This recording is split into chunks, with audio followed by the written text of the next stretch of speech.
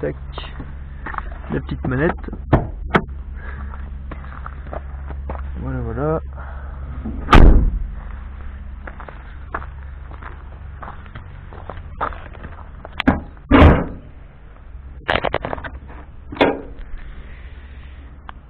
Et voilà la bête. Donc voilà comment ça se passe. Donc on a la batterie principale qui est ici. Donc là vous voyez c'est une 60 ampères, donc elle n'a pas une grosse capacité. Donc il faut pas trop utiliser l'éclairage intérieur.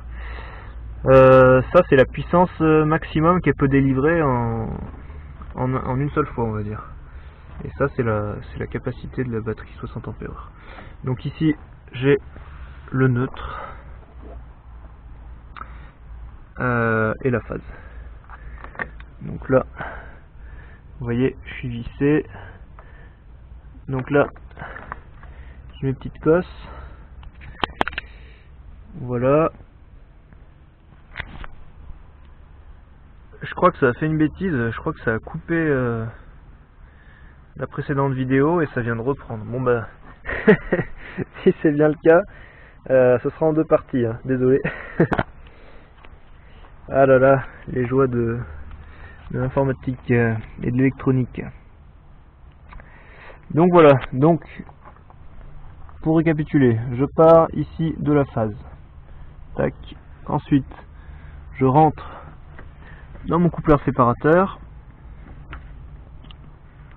J'espère que vous voyez bien, donc c'est Syrix ECT, j'ai acheté ça sur Amazon, ça coûte dans les 30 € je crois. Donc après il y a tout un plan qui détaille, donc c'est pas très compliqué. Donc vous voyez c'est déjà fourni comme ça. Faut bien faire attention, là j'ai mis du scotch pour être sûr que les deux éléments ils se touchent pas, parce que sinon ça passe plus par ce module et du coup ça sert à rien. Il faut surtout pas que la partie là touche en direct celle-ci, sinon ça marche pas. Et ici c'est le neutre de l'appareil, et cet élément là c'est si vous avez le start and stop. C'est un peu plus compliqué, s'il y a le start and stop normalement il faut relier, mais je crois que c'est une option, c'est pas forcément obligatoire, mais normalement il faut relier ça à votre plus du start and stop. Donc je disais, donc on rentre, ensuite on ressort, ensuite je vais à mon fusible 60 ampères. Donc ça c'est un truc qui est prévu normalement pour les basses. C'est prévu pour les caissons de basse qu'on met dans les voitures, pour les protéger.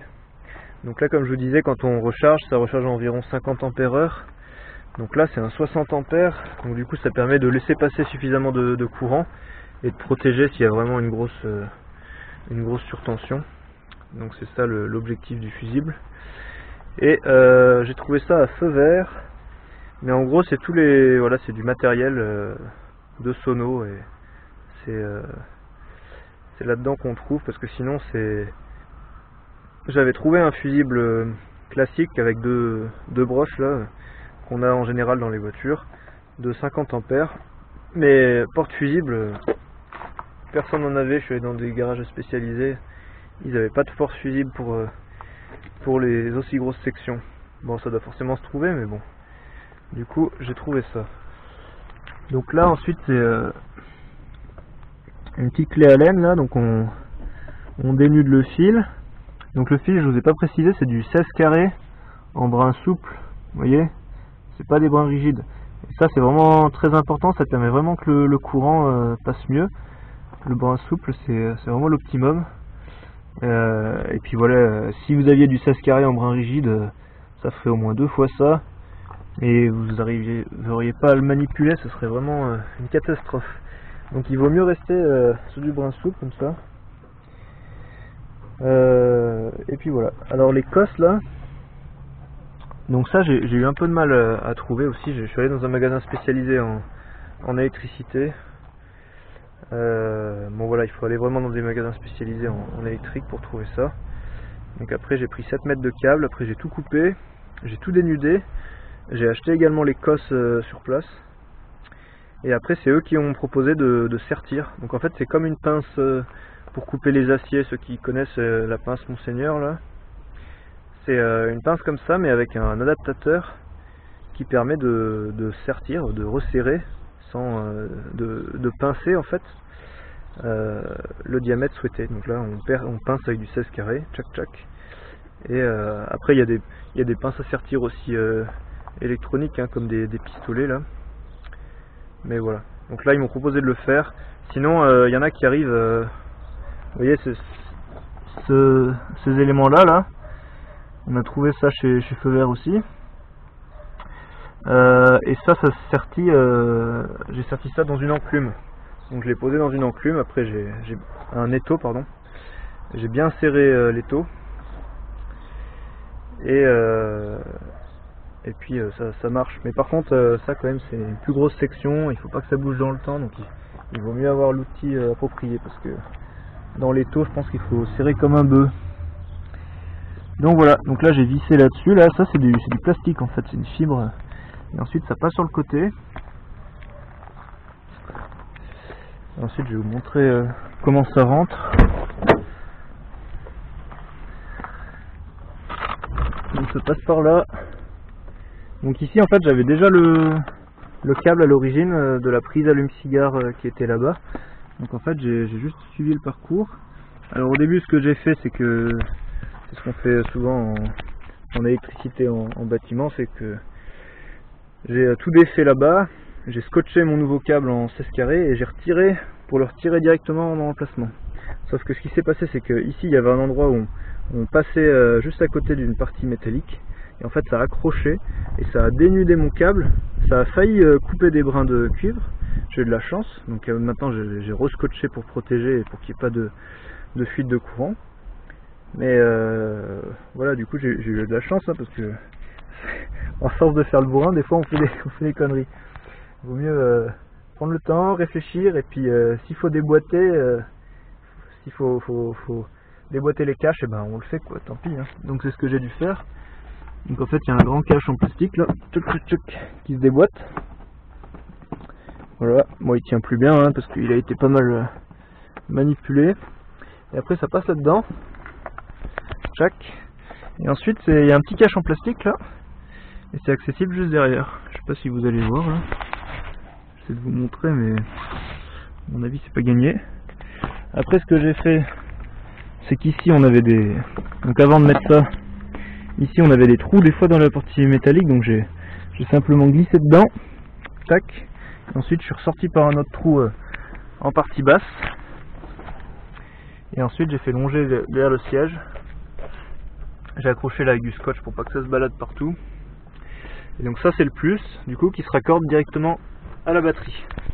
Donc je reviens vous montrer côté batterie ce que ça donne. Tac.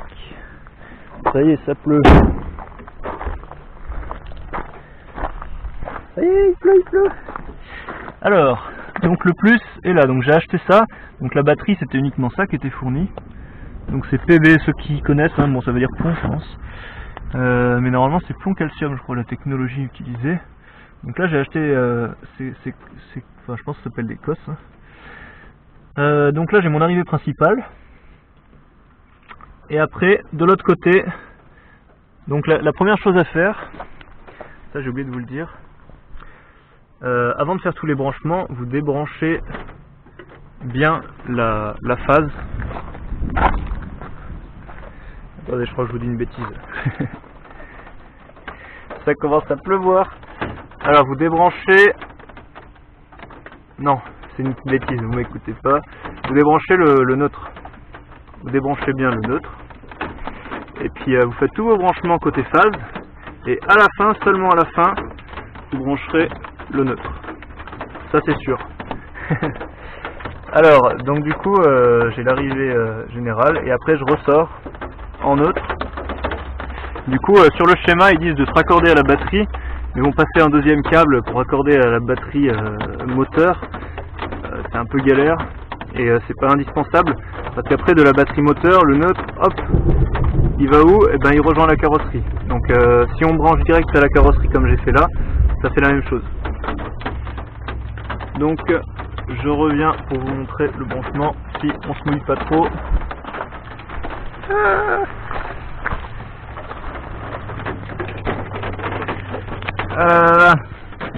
Donc du coup, le neutre, il va directement de la cosse moins ici, tac, et ici, j'avais une partie filetée. On a gratté avec un tournevis pour que ce soit bien en contact avec avec la tôle, et puis on a fixé le neutre. Et ce neutre là, c'est la terre. C'est la terre. Bon bref, je l'ai raccordé là, peut-être que ça se raccorde pas trop, mais c'est la terre du convertisseur 12230. Donc sur le convertisseur 12230, c'est les pinces que je vais vous montrer. Donc la pince là et là. Peut-être qu'à l'avenir, si je le garde, je le mettrai. Je raccorderai directement le fil avec un cosse. Ah là là, ça pleut. Bon et et du coup je laisse les pinces parce que si je l'utilise pas pendant quelques temps, il vaut mieux débrancher les pinces parce que ça consomme toujours un peu. Et donc ici là, avec mon fusible 10 ampères, donc j'ai ma phase et mon neutre qui partent. Ça c'est pour ma prise allume-cigare. Donc on se retrouve à l'intérieur pour vous montrer les arrivées du convertisseur et de la prise allume-cigare. Oh là là, je suis rincé. Je fais le tour.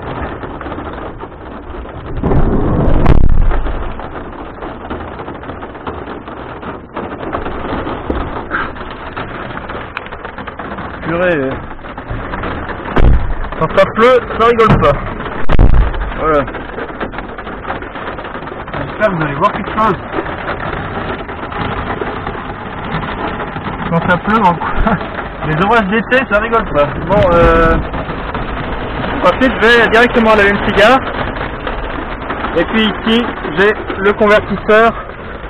Alors, attendez, je vais vous éclairer parce que vous allez rien voir sinon.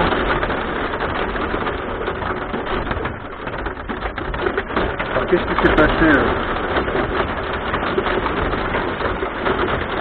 Il y a tout qui bug là, c'est la catastrophe.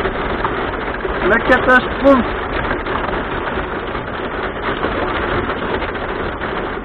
Les appareils électroniques font grève. Bon, mon téléphone s'est éteint, je voulais juste mettre la lampe. Vous voyez bien le convertisseur. Donc voilà. Donc vous voyez là je l'ai allumé. Donc le convertisseur c'est un 300 watts. Il faut prendre un truc suffisant. Donc là vous voyez la glacière au maximum elle fait 50 watts, après l'ordinateur il fait dans les 50 watts aussi, donc si j'avais à relier plusieurs appareils, il faut estimer un peu le maximum qu'on a besoin. Je l'ai acheté 50 €, 45 € à Naruto et du coup il faut estimer parce que des fois il y a des appareils qui demandent une surpuissance au démarrage, et donc du coup il y a des appareils par exemple, bon voilà c'est un exemple, mais on va dire il y a une glacière par exemple qui prend 300 watts au démarrage, tac dès qu'on l'allume, et puis ensuite en rythme de croisière elle consomme 50 watts. Donc du coup elle a besoin de cette puissance là au début. Donc voilà, et donc en plus donc j'ai ma prise de courant et puis une prise USB également si besoin. Donc ici j'ai un adaptateur allume-cigare USB. Et puis également, donc j'ai acheté un convertisseur ici pour l'ordinateur. Donc allume-cigare avec des fiches. Alors ça n'était pas sur mon ordi, alors on a échangé avec mes parents, j'aurais laissé le mien et puis j'ai pris le leur parce que ça marchait. Donc voilà, il y a des fiches qui s'adaptent et ensuite ça convertit, vous voyez. Donc là moi j'ai un 20 volts, donc il fait 5 ampères je crois celui-là, non 4, on a vu tout à l'heure je crois 4,5, 20 volts, donc c'est la fiche G qu'il faut utiliser, et après le bon connecteur qui s'adapte, et ça peut aller jusqu'à 90 watts en puissance maximum. Donc voilà, et donc je peux brancher ça sur mon allume-cigare pour utiliser l'ordi de manière économique. Voilà, bah écoutez, cette vidéo, je crois qu'elle va se faire en deux parties parce qu'il y a eu une coupure. Et puis, je suis un peu désolé, c'est pas à moi d'être désolé, hein, c'est Poséidon là, qui a fait pleuvoir, ou Zeus,